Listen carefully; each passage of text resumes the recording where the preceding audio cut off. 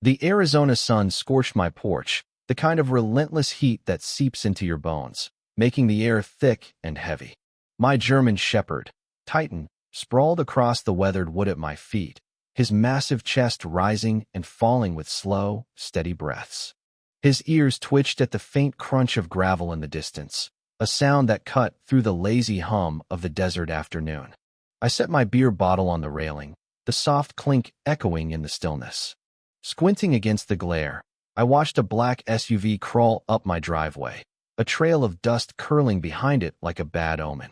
The engine cut off, and two men stepped out, their navy blue uniforms crisp, white HOA patches stitched on their sleeves.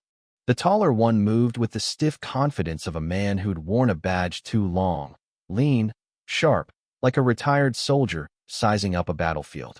His partner was shorter, stocky, with a neck like a fire hydrant and cold, calculating eyes that swept my property with predatory precision. Something was off.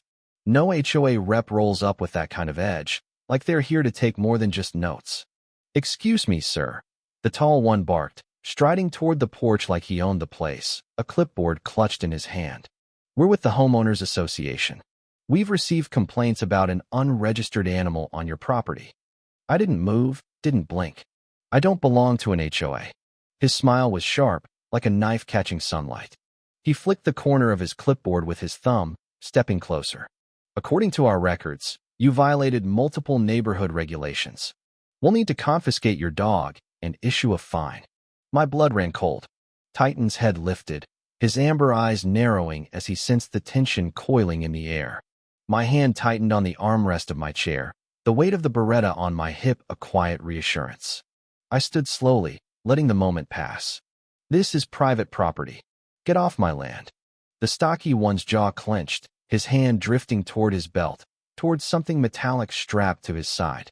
"Sir, you're resisting an official HOA inspection," he said, his voice rough, like he was spitting gravel. "If you don't comply, we'll take further action." Titan rose, muscles rippling under his black and tan coat, a low growl rumbling deep in his chest. His ears pinned back, lips curling to reveal sharp, gleaming teeth.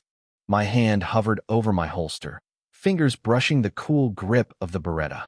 "Try it," I said, voice low and steady. The tall one took another step, chest puffed, testing the space between us. His eyes flicked to my hand, then back to my face. "That a threat?" I smiled, cold and unyielding, the Beretta half drawn. "No, a promise."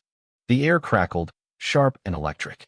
Titan's growl deepened, vibrating through the desert heat. The stocky guy shifted his weight, coiled like he was ready to pounce. My thumb brushed the safety, the faint click louder than the cicadas in the distance. One wrong move, and this would all blow apart. The tall one's smirk twisted, slow and deliberate, like he was savoring the standoff. "Fine," he said, voice low and cutting. "We'll do this the hard way." His hand moved toward his belt, too smooth, too confident. That's when I saw the glint of handcuffs dangling from his side. My gut twisted. These weren't HOA. They weren't even cops.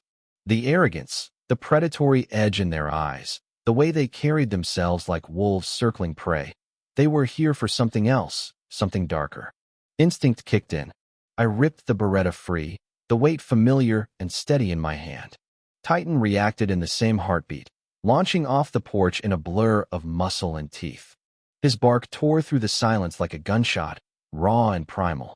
"Back off," I roared, leveling the gun at the ground between them and squeezing the trigger.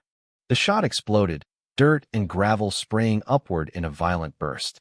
The tall one flinched, stumbling back, his hand twitching toward his sidearm. Titan hit the stocky guy hard, slamming him into the gravel with a thud.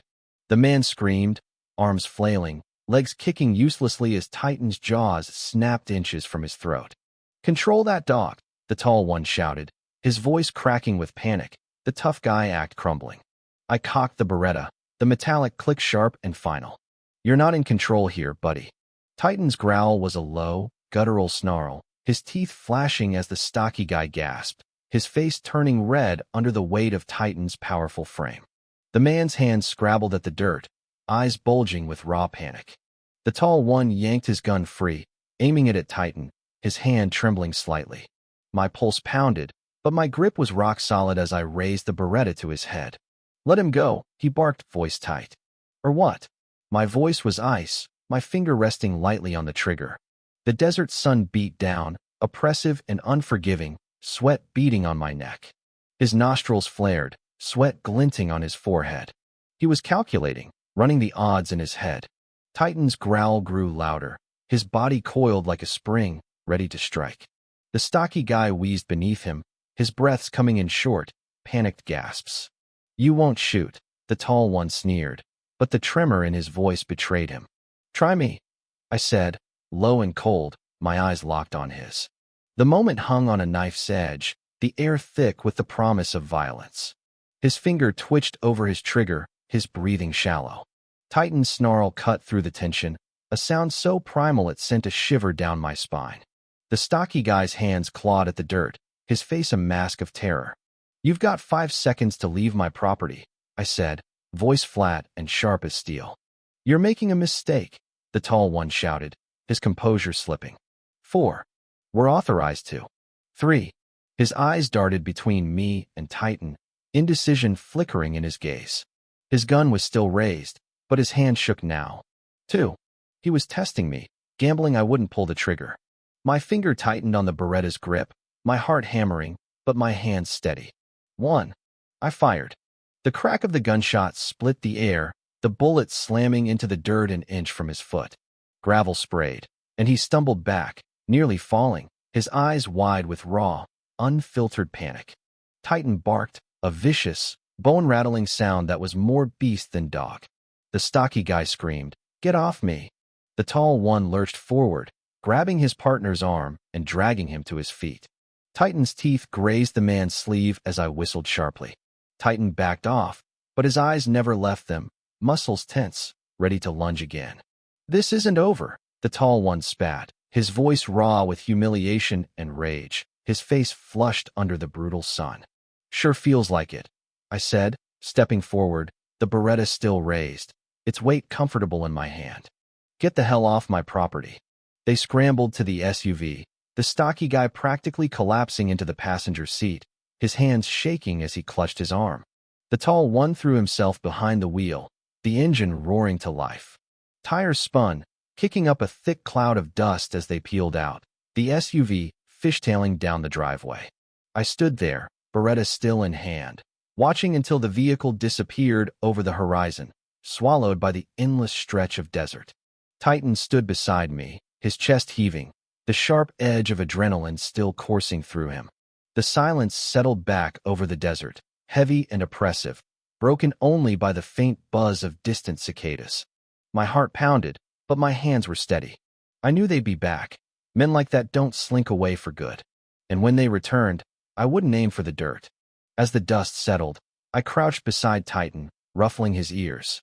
"Good boy," I murmured, my voice softer now. He leaned into my hand, tail wagging faintly, but his eyes stayed fixed on the road, as if he knew this wasn't the end. I straightened, scanning the gravel where the scuffle had gone down. Something glinted in the sunlight, a cheap plastic badge, half buried in the dirt. I picked it up, turning it over in my hand. On the back was a phone number, etched in smudged ink. I pulled out my phone and dialed. HOA Enforcement Division. A robotic voice answered, cold and mechanical. I smirked, loading another round into the Beretta with a sharp click. "Yeah, I'd like to report 2 fake HOA officers. And if they show up again, they're not leaving in one piece." I hung up before the system could respond, my eyes fixed on the empty road. The desert stretched out before me, vast and unforgiving, and I knew this was far from over. But for now, the fight was done. I walked back to the porch, Titan trotting at my side, his presence a steady comfort. I sank into my chair, the Beretta resting on my lap, and cracked open another beer. The sun dipped lower, casting long shadows across the gravel. I'd won this round, but the war was coming, and I'd be ready. What do you think? Was I justified in pulling the trigger, or did I escalate a situation that could have been defused? Drop your thoughts in the comments below. Let's debate whether this was self-defense or a step too far. And while we're at it, what would you do if someone showed up on your property, threatening to take what's yours? Share this story if it got your pulse racing, and let's get the conversation going. Hit that like button and subscribe for more real-life showdowns that'll keep you on the edge of your seat.